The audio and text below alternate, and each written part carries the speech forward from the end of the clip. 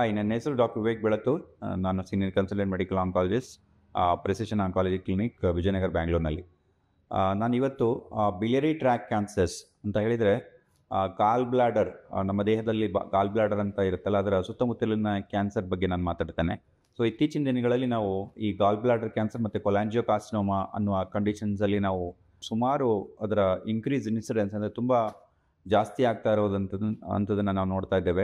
So ಇದು ಯಾತಿಗೆ ಜಾಸ್ತಿ ಆಗ್ತಾ ಇದೆ ಅಂತ ಯಾರಿಗೂ ಗೊತ್ತಿಲ್ಲ.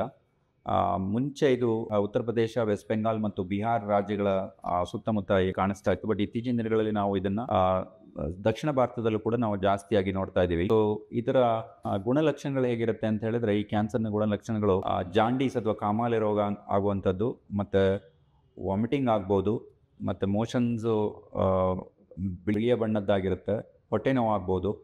ಇವೆಲ್ಲ ಕೆಲವು ಗುಣಲಕ್ಷಣಗಳು. ಇಂಥ ಏನಾದರೂ ಲಕ್ಷಣಗಳಿದ್ದರೆ ಅಂಥವರು ತಕ್ಷಣ ಒಂದು ಸ್ಕ್ಯಾನಿಂಗ್ ಅಂದರೆ CT ಸ್ಕ್ಯಾನ್ ಮಾಡಿಸ್ಕೊಂಡು ಅದರಲ್ಲಿ ಏನಾದರೂ ಸಂಶಯಗಳಿದ್ದರೆ ನೆಕ್ಸ್ಟ್ ಬಯಾಪ್ಸಿ ಅಂತ ಮಾಡ್ಕೊಳ್ಬೇಕು. ಬಯಾಪ್ಸಿನಲ್ಲಿ ಕನ್ಫರ್ಮ್ ಆದರೆ ನೆಕ್ಸ್ಟ್ ನಾವು ಟ್ರೀಟ್ಮೆಂಟ್ಗೆ ವಿಚಾರ ಮಾಡ್ಬೋದು. ಅರ್ಲಿ ಸ್ಟೇಜಸ್ ಇದ್ದರೆ ಸ್ಟೇಜ್ 1, 2 ಅಥವಾ 3 ಇದ್ರೂ ಕೂಡ ನಾವು ಅದನ್ನು ಆಪರೇಷನ್ ಮಾಡಲಿಕ್ಕೆ ಪ್ರಯತ್ನ ಮಾಡ್ಬೋದು. ಬಟ್ ದುರದೃಷ್ಟವಶಾತ್ ಇದು ಸಾಧಾರಣ ಇದು ಸ್ಟೇಜ್ 4ನಲ್ಲಿ ನಮ್ಗೆ ಗೊತ್ತಾಗುತ್ತೆ. ಸೊ ಇಂತಹ ಸಮಯದಲ್ಲಿ ಕೀಮೊಥೆರಪಿ ಬಹಳ ಮುಖ್ಯ ಆಗುತ್ತೆ. ಮತ್ತು ಇಮ್ಯುನೊಥೆರಪಿ ಅಂತ ಒಂದು ಹೊಸ ಟ್ರೀಟ್ಮೆಂಟ್ ಆಪ್ಷನ್ಸ್ ಇದೆ.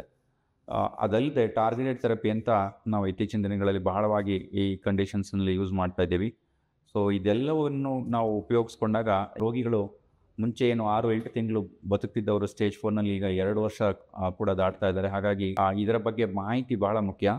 ಸೊ ಟಾರ್ಗೆಟೆಡ್ ಥೆರಪಿ ಅಂತ ಹೇಳಿದರೆ ಒಂದು 5-6 ಟಾರ್ಗೆಟ್ ಥೆರಪಿಗಳು ಬಂದಿದೆ. FGFR ಇನಿಬಿಟರ್ಸ್ ಅಂತ ಹೇಳ್ತೀವಿ, IDH ಇನಿಬಿಟರ್ಸ್ ಅಂತ ಹೇಳ್ತೀವಿ, RET ಇನಿಬಿಟರ್ಸ್ ಅಂತ ಹೇಳ್ತೀವಿ, ಮತ್ತು HER2 ಇನಿಬಿಟರ್ಸ್ ಅಂತ ಹೇಳ್ತೀವಿ, ಮತ್ತು BRAF ಇನಿಬಿಟರ್ಸ್ ಅಂತ ಇದೆ. ಸೊ ಇವೆಲ್ಲ ಹೊಸ ಚಿಕಿತ್ಸಾ ವಿಧಾನಗಳು. ಇವೆಲ್ಲ ಇವಾಗ ನಮ್ಮಲ್ಲಿ ಸಿಗ್ತಾ ಇದೆ. ಹಾಗಾಗಿ ಇವುಗಳನ್ನೆಲ್ಲವನ್ನು ಉಪಯೋಗಿಸ್ಕೊಂಡು ಈ ರೋಗಿಗಳು ಮುಂಚೆಗಿಂತ ಇವಾಗ ಬಹಳ ಜಾಸ್ತಿ ಟೈಮ್ ಬದುಕಲಿಕ್ಕೆ ಅದು ಸಹಾಯ ಮಾಡ್ತಾ ಇದೆ. ಹಾಗಾಗಿ ಈ ಥರ ಕ್ಯಾನ್ಸರ್ ಇದ್ದಲ್ಲಿ ಅಕಸ್ಮಾತ್ ಏನು ಎದುರ್ಕೊಳ್ಳೋದು ಬೇಡ, ನಿಮ್ಮ ಆಂಕಾಲಜಿಸ್ಟ್ನ ಸಂಪರ್ಕಿಸಿ ಅಥವಾ ನಮ್ಮನ್ನು ಕಾಂಟ್ಯಾಕ್ಟ್ ಮಾಡ್ಬೋದು. ನಮಸ್ಕಾರ.